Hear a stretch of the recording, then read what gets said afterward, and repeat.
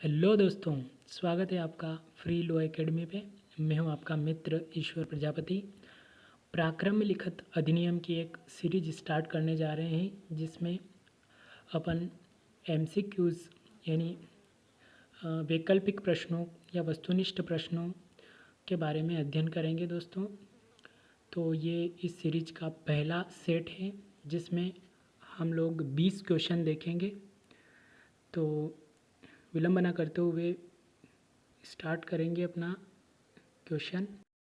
प्रथम प्रश्न है अपना, पराक्रम में लिखित अधिनियम 1881 लागू हुआ। कब लागू हुआ दोस्तों? 4 विकल्पों में से एक आंसर बताना आपको है। विकल्प ए है 1 जनवरी 1882 से, बी 1 मार्च 1882 से, सी 1 जुलाई 1882 से, या डी 1 सितंबर 1882 से। जल्दी से आपका आंसर दीजिए। तो इसका सही आंसर है बी 1 मार्च 1882 से। अब आपके सामने 3 क्वेश्चन और याद करवाने जा रहा हूँ मैं इसी क्वेश्चन के माध्यम से, इन्हीं विकल्पों के माध्यम से। दोस्तों 1 जनवरी 1882 तो नहीं, लेकिन 1 जनवरी 1862 से अपनी आईपीसी लागू है। 1 जुलाई 1882 से अपनी ट्रांसपोर्ट और प्रॉपर्टी यानी संपत्ति अंतरण अधिनियम लागू है, और 1 सितंबर 1872 से अपना एविडेंस एक्ट लागू है। अगला क्वेश्चन देखते हैं दोस्तों। प्रश्न क्रमांक 2 है, भारतीय पराक्रम में लिखित अधिनियम आधारित हैं।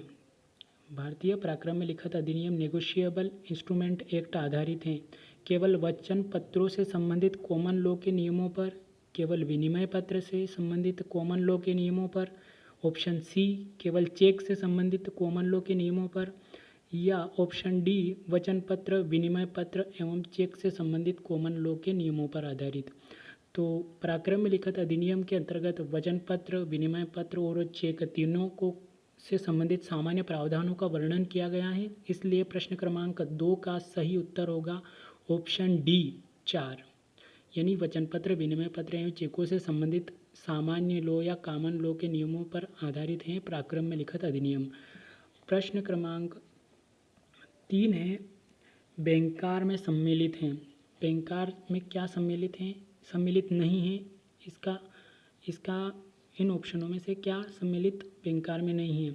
तो इससे पहले ये जान लेना आवश्यक है कि बैंकार की परिभाषा पराक्रम में लिखित अधिनियम की धारा 3 में दी गई है, निर्वचन खंड नामक धारा में, जिसमें एक ही परिभाषा दी गई है, वो है बैंकार की। तो देखते हैं ऑप्शन क्या है। बैंकार में क्या सम्मिलित नहीं है? तो बैंकार के तौर पर कार्य करने वाला कोई भी व्यक्ति बैंकार में सम्मिलित है धारा के अनुसार। डाकघर, बचत बैंक भी बैंकार में सम्मिलित हैं। सरकारी कोषागार या राष्ट्रीयकृत बैंक, तो सरकारी कोषागार बैंकार में सम्मिलित नहीं है, यानी कि प्रश्न क्रमांक 3 का सही आंसर है सी सरकारी कोषागार। प्रश्न क्रमांक 4 है, बैंकार के संबंध में कौन सी बात सही नहीं है? ठीक है, बैंकार के संबंध में कौन सी बात सही नहीं है? ऑप्शन ए है, वह जनता से धन स्वीकार करता है। ठीक है, बैंकार जनता से धन स्वीकार करता है? तो बिल्कुल जनता से धन स्वीकार करता है बैंक। वह जनता को ऋण देता है? तो बिल्कुल जनता को ऋण देता है बैंक। उसका उद्देश्य लाभ अर्जित करना है? सही बात है, बैंक का उद्देश्य लाभ अर्जित करना होता है। या ऑप्शन डी है, वह जनता की निस्वार्थ सेवा करता है? तो बैंक कोई निस्वार्थ सेवा नहीं करते हैं दोस्तों, उनका स्वार्थ होता है, इसलिए इनके संबंध में सही नहीं है। तो ये ऑप्शन डी सही नहीं है, जनता की निस्वार्थ सेवा नहीं करता है बैंक, पैसे लेकर सेवा करता है, उसके एवज में वो प्रतिफल लेता है। प्रश्न क्रमांक 5 है, ऐसी लेखबद्ध लिखत जिनमें एक निश्चित व्यक्ति को या उसके आदेशानुसार या उस लिखत के वाहक को धन की निश्चित राशि संदत करने का उसके रचयिता द्वारा हस्ताक्षरित शर्त रहित वचन, ठीक है, वचन जहाँ भी आ गया वहाँ पर उसको वचन पत्र कहते हैं। वचन पत्र की का वर्णन पराक्रम में लिखित अधिनियम की धारा 4 में किया गया है, धारा 5 में विनिमय पत्र का वर्णन किया गया, और 6 में चेक का वर्णन किया गया है। ठीक है दोस्तों, आगे चलते हैं अपन।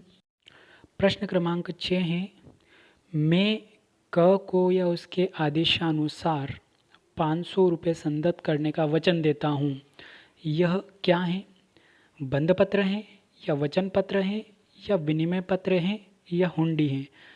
तो प्रश्न पूछ रहा है कि मैं क को या उसके आदेशानुसार 500 रुपये संदत करने का वचन देता हूँ। तो जहाँ पर भी वचन है दोस्तों वह वचन पत्र कहलाता है, और जहाँ भी संदत करने का आदेश है वह विनिमय पत्र कहलाता है। ठीक है, और चेक भी एक प्रकार का विनिमय पत्र है दोस्तों।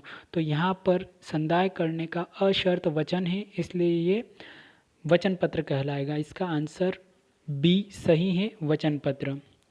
क्वेश्चन नंबर 7 है अपना, ऐसी लेखबद्ध लिखत जिसमें एक निश्चित व्यक्ति को यह निर्देश देने वाला उसके रचयिता द्वारा हस्ताक्षरित शर्त रहित आदेश हो। ठीक है, यहाँ आदेश है कि वह एक निश्चित व्यक्ति को या उसके आदेशानुसार या उस लिखत के वाहक को ही धन की एक निश्चित राशि संदत करे। तो दोस्तों जहाँ भी संदाय करने का वचन होता है, अशर्त वचन होता है, वह वचन पत्र कहलाता है। और जहाँ भी संदत करने का, संदाय करने का आदेश हो, आदेश भी अशर्त होना चाहिए, वह विनिमय पत्र कहलाता है। तो इसका ऑप्शन सी सही है। प्रश्न क्रमांक 8 है, विनिमय पत्र में कौन सा व्यक्ति पक्षकार नहीं होते हैं? तो विनिमय पत्र में कौन कौन पक्षकार होते हैं? तो जनरली विनिमय पत्र में 3 पक्षकार होते हैं। जो विनिमय पत्र लिखता है वह लेखीवाल कहलाता है, जिसके ऊपर जिसको संबोधित है वह विनिमय पत्र उसे ऊपरवाल कहते हैं, और जो लिखत का धारक है, ये जो पाने वाला है, उसे पाने वाला कहते हैं। ठीक है, लेकिन विनिमय पत्र का कोई भी व्यक्ति साक्षी, ये ऐसा कोई पक्षकार नहीं होता है, इसलिए प्रश्न क्रमांक 8 का सही उत्तर डी है।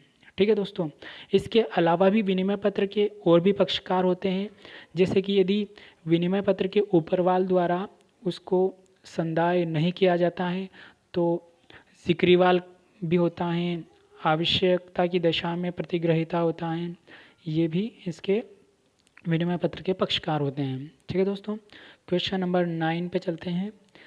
ऐसा विनिमय पत्र जो विनिर्दिष्ट बैंकार पर लिखा गया है और जिसका मांग पर से अन्यथा देय होना अभिव्यक्त नहीं है। ठीक है, विनिमय पत्र जो विनिर्दिष्ट किसके ऊपर लिखा गया? बैंक के ऊपर लिखा गया। हर एक विनिमय पत्र जो बैंक के ऊपर लिखा जाता है और जिसका मांग से अन्यथा देय होना अभिव्यक्त नहीं है, उसको क्या कहते हैं दोस्तों?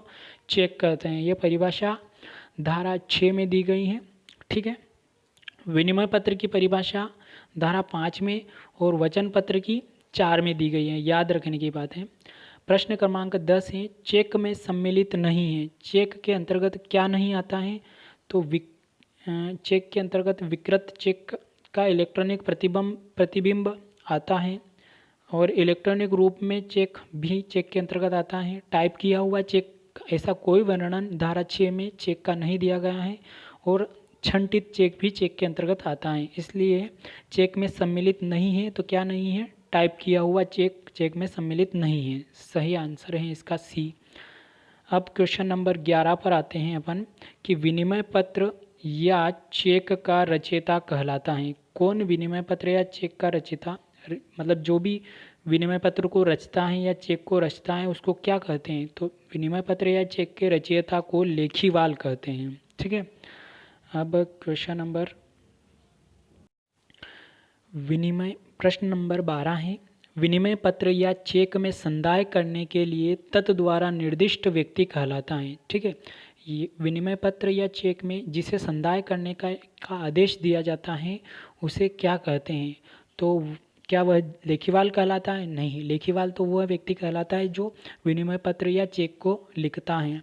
क्या वह ऊपरवाल कहलाता है? जी हाँ, विनिमय पत्र या चेक का संदाय करने के लिए तद्वारा निर्दिष्ट व्यक्ति ऊपरवाल कहलाता है। जिक्रीवाल कौन है? तो यदि ऊपरवाल संदाय नहीं करता है या व्यतिक्रम करता है या उसने उसका प्रतिग्रहण करने से मना कर दिया है, विनिमय पत्र या चेक के ऊपरवाल ने उसका प्रतिग्रहण करने से मना कर दिया है, तब उसमें जिक्रीवाल का जिक्र होता है, तो उसे जिक्रीवाल कहते हैं। प्रश्न क्रमांक 13, जब विनिमय पत्र में ऊपरवाल के अलावा किसी अन्य व्यक्ति का नाम दिया हुआ, ठीक है, विनिमय पत्र में जो ऊपरवाल है उसके अलावा किसी अदर व्यक्ति का भी मेंशन किया गया है जहाँ पर आवश्यकता की दशा में जाना होता है, तब ऐसे व्यक्ति को क्या क्या कहा जाता है या वह व्यक्ति क्या कहलाता है? तो वह व्यक्ति कहलाता है जिक्रीवाल। ठीक है, लिखीवाल तो लिखने वाला हो गया, ऊपरवाल जिसे संबोधित है, और जब ऊपरवाल उसे प्रतिग्रहण नहीं करता है तब अदर व्यक्ति जिक्रीवाल कहलाता है। ठीक है, प्रश्न क्रमांक 14, प्रतिफल का संदाय कर पराक्रम में लिखत पर कब्जा रखने वाला व्यक्ति कहलाता है। प्रतिफल का संदाय कर पराक्रम में लिखत में जिसने प्रतिफल के बदले पराक्रम में लिखत पर कब्जा किया है वह क्या कहलाता है? तो वह धारा 7 के अनुसार सम्यक अनुक्रम धारक कहलाता है। ठीक है दोस्तों, 7 में दी गई है परिभाषा, जो जिसने प्रतिफल की एवज में किसी पराक्रम में लिखत पर कब्जा किया है वह सम्यक अनुक्रम धारक कहलाता है। धारा 7 नहीं, सॉरी दोस्तों, धारा 9 है, मिस्टेक हो गई थी थोड़ी। प्रश्न क्रमांक 15 है, भारत में लिखित और देय किया गया वचन पत्र, विनिमय पत्र या चेक कहलाता है। जो भारत में लिखित हैं या भारत में देय हैं वह वचन पत्र या विनिमय पत्र या चेक क्या कहलाता है? अंतर्देशीय लिखित कहलाता है, जो धारा 11 में वर्णित है। और जो भारत से बाहर अन्यथा कहीं लिखित या रचित हैं वह विदेशी लिखित कहलाता है। ठीक है दोस्तों, अगला प्रश्न है प्रश्न क्रमांक 16, पराक्रम्य लिखत से अभिप्राय है। पराक्रम्य लिखत यानी नेगोशिएबल इंस्ट्रूमेंट के अंतर्गत या उससे क्या अभिप्राय है? तो पराक्रम्य लिखत से अभिप्राय जो परिभाषा दी गई है पराक्रम्य लिखत की वह धारा 13 में दी गई है दोस्तों। कहाँ पर? धारा 13 में। ठीक है, तो इसके अंतर्गत क्या क्या आता है? तो आदेशानुसार या वाहक को दे केवल वचन पत्र पराक्रम्य लिखत में आता है। ऑप्शन बी है आदेशानुसार या वाहक को दे केवल विनिमय पत्र। ऑप्शन सी है आदेशानुसार या वाहक को दे केवल चेक। ऑप्शन डी है आदेशानुसार या वाहक को दे वचन पत्र, विनिमय पत्र या चेक। तो धारा 13 के अनुसार इसकी सही परिभाषा है पराक्रम्य लिखत की आदेशानुसार या वाहक को दे वचन पत्र, विनिमय पत्र या चेक पराक्रम्य लिखत कहलाते हैं। तो 16 प्रश्न क्रमांक 16 का सही आंसर है डी। प्रश्न क्रमांक 17 है, निज़ामुद्दीन बनाम जुगल किशोर AIR 1996 राजस्थान 2007 के मामले में किसे पराक्रम्य लिखत माना गया है? दोस्तों, पराक्रम्य लिखत अधिनियम के तहत 3 ही चीज़ों को पराक्रम्य लिखत माना गया है, वह है विनिमय पत्र, वचन पत्र, चेक। लेकिन निज़ामुद्दीन बनाम जुगल किशोर AIR 1996 राजस्थान राज्य के मामले द्वारा किसी एक अन्य और को पराक्रम्य लिखत माना गया है, वह क्या है? ऑप्शन ए है बैंक के नोटिस को। ऑप्शन बी बैंकर के बही खाते को। ऑप्शन सी बैंक की पासबुक को। ऑप्शन डी हुंडी को। तो इसका सही आंसर है डी हुंडी को। प्रश्न क्रमांक 18, पृष्ठांकन के संबंध में कौन सी बात सही है? पृष्ठांकन की परिभाषा पराक्रम्य लिखत अधिनियम की धारा 14 में दी गई है। पृष्ठांकन को इंग्लिश में इंडोर्समेंट भी कहते हैं। तो पृष्ठांकन के संबंध में कौन सी बात सही है? ऑप्शन ए केवल रचयिता या धारक द्वारा हस्ताक्षरित किया जाना। ऑप्शन बी केवल उसे प्राप्त करने वाले व्यक्ति द्वारा हस्ताक्षरित किया जाना। ऑप्शन सी रचयिता या धारक द्वारा अथवा उसकी ओर से प्राधिकृत किसी व्यक्ति द्वारा हस्ताक्षरित किया जाना। ऑप्शन डी केवल साक्षी द्वारा हस्ताक्षरित किया जाना। तो इसका सही आंसर है 14 के अनुसार, धारा 14 के अनुसार ऑप्शन सी रचयिता या धारक द्वारा या अथवा उसकी ओर से प्राधिकृत किसी अभिवक्ता द्वारा हस्ताक्षरित किया जाना पृष्ठांकन कहलाता है। प्रश्न क्रमांक 19, पृष्ठांकन द्वारा केवल अपना नाम हस्ताक्षरित करना कहलाता है। सिर्फ पृष्ठांकन ने अपना नाम हस्ताक्षरित किया है तो वह क्या कहलाता है? निरंक पृष्ठांकन कहलाता है या पूर्ण पृष्ठांकन कहलाता है या विशेष पृष्ठांकन कहलाता है या इनमें से कोई नहीं? तो जब पृष्ठांकन जो इंडोर्सर हैं वो सिर्फ अपना नाम हस्ताक्षरित करता है तो वह निरंक पृष्ठांकन कहलाता है, और वह अपने नाम के साथ साथ किसी अन्य व्यक्ति का नाम भी लिख देता है पराक्रम्य लिखत के ऊपर, तो वह क्या कहलाता है? पूर्ण पृष्ठांकन कहलाता है। तो सिर्फ जब वह अपना नाम हस्ताक्षर करता है तो वह निरंक पृष्ठांकन कहलाता है। और प्रश्न क्रमांक 20 है, ऐसी लिखत जिसका अर्थ वचन पत्र या विनिमय पत्र दोनों लगाया जा सकता है। ठीक है, धारक के ऊपर निर्भर करता है कि वह उस लिखत का अर्थ वचन पत्र लगाए या विनिमय पत्र, दोनों में से जो चाहे वह लगा सकता है। तो ऐसी लिखत को क्या कहते हैं? तो ऐसी लिखत संदिग्धार्थ लिखत कहलाती हैं, जो कि धारा 17 में वर्णित की गई हैं कि जिस लिखत को धारक वचन पत्र या विनिमय पत्र दोनों में से जो चाहे उसके रूप में उसका यूज़ कर सकता है, तो वह संदिग्धार्थ लिखत कहलाती हैं। तो बहुत बहुत धन्यवाद दोस्तों वीडियो में बने रहने के लिए। हमारे द्वारा किया गया प्रयास आपको कैसा लगा कमेंट बॉक्स में टाइप करके बताइए, और आप किस अदर एक्ट के ऊपर MCQs या प्रैक्टिस सेट चाहते हैं वह भी हमें कमेंट करके बताइए, ताकि हम जल्द से जल्द उस सब्जेक्ट के भी प्रैक्टिस सेट आपके साथ साझा करें। धन्यवाद दोस्तों, हमारे चैनल को लाइक शेयर और सब्सक्राइब अवश्य करें। धन्यवाद।